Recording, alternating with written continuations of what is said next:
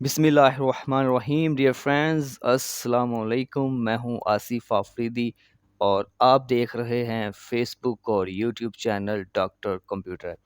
Friends, इस video में मैं आपको बताऊंगा कि हम किस तरह अपने स्टार्टअप प्रोग्राम्स को रिड्यूस करके अपनी विंडोज़ के बूट टाइम को कम कर सकते हैं और ज़्यादा तेज़ी के साथ विंडोज़ को स्टार्ट कर सकते हैं। एक्चुअली बहुत से ऐसे प्रोग्राम्स होते हैं जो कि इंस्टॉल होते ही विंडोज़ के स्टार्टअप लिस्ट में शामिल हो जाते हैं। अब स्टार्टअप लिस्ट से क्या मुराद है? स्टार्टअप लिस्ट किसको कहते हैं? स्टार्टअप लिस्ट से मुराद प्रोग्राम्स की वो लिस्ट है जिसमें वो प्रोग्राम्स शामिल होते हैं जो विंडोज़ के साथ खुद ब खुद स्टार्ट हो जाते हैं। मतलब कि यूं ही हम अपने कंप्यूटर को, लैपटॉप को ऑन करते हैं तो यूं ही हमारा ऑपरेटिंग सिस्टम स्टार्ट होता है, हमारी विंडोज स्टार्ट होती है। तो स्टार्टअप प्रोग्राम की लिस्ट में जो प्रोग्राम जो होते हैं वो भी साथ में स्टार्ट होते हैं। इससे ये होता है कि यूं ही हम विंडोज़ को स्टार्ट करेंगे तो बैकग्राउंड में जितने भी प्रोग्राम्स स्टार्टअप लिस्ट में शामिल होंगे वो भी स्टार्ट हो जाएंगे, जिसकी वजह से विंडोज़ का बूट टाइम बढ़ जाएगा और विंडोज़ स्टार्ट होने में ज़्यादा टाइम लगेगा।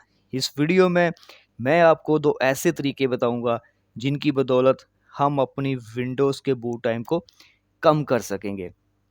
तो टोटली टू मेथड्स मैं आपको बताऊंगा। फर्स्ट वन है टास्क मैनेजर के ज़रिए और दूसरा हम स्टार्ट बटन को इस्तेमाल करते हुए। तो स्टार्ट करते हैं कि हम कैसे स्टार्ट मैनेजर के ज़रिए जो है, स्टार्ट मैनेजर को इस्तेमाल करते हुए हम कैसे बूट टाइम को कम कर सकते हैं। इसके लिए हमने क्या करना है? अगर तो आपके पास विंडोज़ 10 है तो आपने इधर टाइप करना है, ये सर्च बार में टास्क मैनेजर, TAS के टास्क मैनेजर। यूँ हम टास्क टाइप करेंगे तो टास्क मैनेजर इधर हमारे पास आ जाएगा। एक तो ये मेथड हो गया टास्क मैनेजर को ओपन करने का। इसके अलावा सेकंड मेथड ये है कि हमने सर्च बार में टाइप करना है MS config. MS config MS config you type करेंगे हमारे पास ये आएगा सिस्टम कॉन्फ़िगरेशन के नाम से। इसको हमने इधर से ओपन कर लेना है, थोड़ा वेट करना है और इधर से हमने स्टार्टअप के ऊपर क्लिक करना है और इधर से हमने ओपन टास्क मैनेजर के ऊपर क्लिक कर देना है। ओपन टास्क मैनेजर के ऊपर क्लिक करने से क्या होगा, हमारे पास टास्क मैनेजर आ जाएगा। इसके अलावा हम टास्क मैनेजर को कैसे हम ओपन कर सकते हैं, उसके लिए हमने क्या करना है कि हमने ये जो हमारी टास्क बार जिसके ऊपर हमने राइट क्लिक करना है, राइट क्लिक करेंगे तो एक लिस्ट आ जाएगी, इसमें से ये वाली ऑप्शन जो टास्क मैनेजर, हमने इसके ऊपर क्लिक कर देना है। फिर भी हमारे पास टास्क मैनेजर आ जाएगा। इसके बाद हमने फिर क्या करना है, इधर हमारे पास डिफरेंट टैब्स है, इधर से हमने ये वाली टैब जो स्टार्टअप, हमने इसको सेलेक्ट करना है। यूँ हम इसको स्टार्टअप की टैब को सेलेक्ट करेंगे, हमारे पास एक लिस्ट आ जाएगी। इसमें वो प्रोग्राम्स होंगे जो कि बूट टाइम जो है रनिंग में आई देते हैं, बैकग्राउंड में जो वर्क करना शुरू कर देते हैं। मीन जब हम अपने लैपटॉप कंप्यूटर को स्टार्ट करेंगे तो ये खुद ब खुद ये प्रोग्राम जो है ये साथ ही ओपन हो जाएंगे, लेकिन इनको विंडो वगैरह जो है वो हमें स्क्रीन के ऊपर नज़र नहीं आएगी।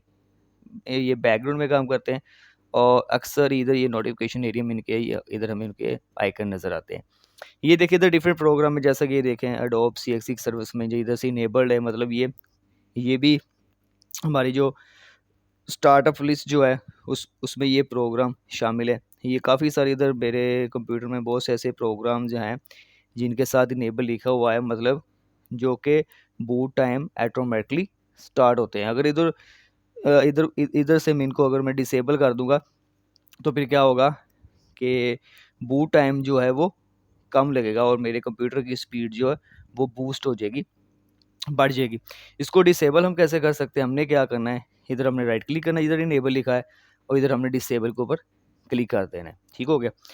तो सेकंड प्रोसीजर क्या है, उसके लिए हमने क्या करना है, सेकंड मेथड जो है हमने स्टार्ट बटन के ऊपर क्लिक करना है। स्टार्ट बटन के ऊपर क्लिक करने के बाद हमने क्या करना है कि ये वाली ऑप्शन जो सेटिंग की, हमने इसके ऊपर क्लिक कर देना है।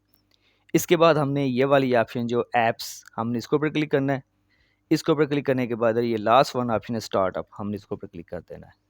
इधर हमारे पास डिफरेंट प्रोग्राम्स की लिस्ट आ जाएगी जो कि मतलब कि ये वो प्रोग्राम्स हैं जो कि स्टार्टअप लिस्ट में शामिल हैं। तो इधर से हमने फिर क्या करना है कि एक एक प्रोग्राम को जिनको हम चाह रहे हैं कि यूं ही हमारी विंडो स्टार्ट हो, तो ये प्रोग्राम जो हैं ये साथ में स्टार्ट ना हो, हम इनको खुद से स्टार्ट करें, ठीक है, अदरवाइज़ ये ऑटोमेटिकली स्टार्ट ना हो। हम इधर से उन सभी को ऑफ़ कर देना है, जैसा कि ये मैं इसको भी ऑफ़ कर देता हूँ और इस ये मुझे चाहिए, इसको भी कर देता हूँ। उसके अलावा और मैं देखता हूँ मुझे कौन सा नहीं चाहिए। स्काइप ऑलरेडी ऑफ है।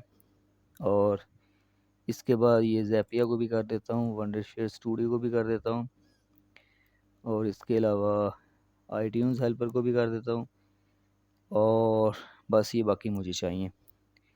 तो इस तरह से हमने क्या करना है कि वो प्रोग्राम्स जिनको हम चाह रहे हैं कि यूं ही हमारी विंडोज़ स्टार्ट हो, तो वो मतलब कि वो ऐसे प्रोग्राम जो कि स्टार्टअप लिस्ट में मौजूद होते हैं, हमने इधर से उन प्रोग्राम्स को ऑफ़ कर देना है, या टास्क मैनेजर में से जाकर उनको हमने डिसेबल कर देना है कि जिनको हम चाह रहे हैं कि वो हमारी जब विंडोज़ स्टार्ट हो तो साथ में वो प्रोग्राम स्टार्ट ना हो। तो ऐसा करने से क्या होगा कि हमारा जो बूट टाइम जो है वो कम होगा, और हमारा ऑपरेटिंग सिस्टम जो है वो जल्दी स्टार्ट हो जाएगा।